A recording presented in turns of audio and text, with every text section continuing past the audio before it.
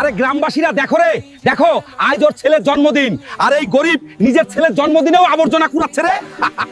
যা গরিব, আমার গাড়ি থেকে দূরে সরে যা, তোর নজর লেগে আমার গাড়ি নোংরা না হয়ে যায়। আরে ভাই, এই মোড়লের ছেলে আমার খুব ঠাট্টা করে রে, আর আজ আমার ছেলের জন্মদিনও আছে রে, দেখিস আমিও একদিন ধনী হব রে।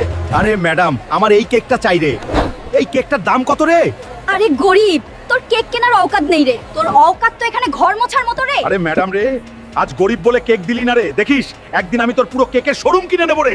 আরে রে, এখন আমি এত টাকা কোথা থেকে আনবো রে, যা দিয়ে আমার ছেলের জন্মদিন পালন করতে পারবো রে, আর ওই মোড়লের ছেলেকে তার অওকাত দেখাতে পারবো রে। শোনো শোনো গ্রামবাসী, যে কেউ উজিরপুরে ভাঙা ব্রিজ ঠিক করবে সে পাবে 200 কোটি টাকা আর একটা সোনার তাজ। কি রে, সোনার তাজ আর 200 কোটি টাকা আমি করবো রে এই ব্রিজটা ঠিক। এখানে কি কোনো মায়ের লাল আছে যে এই ব্রিজটাকে ঠিক করতে পারে রে? আরে রে ভারত বাংলাবাসী, আমি করব এই ব্রিজ ঠিক রে। আপনারা জলদি লাইক আর সাবস্ক্রাইব করুন, আর কমেন্টে রে রে লিখুন রে।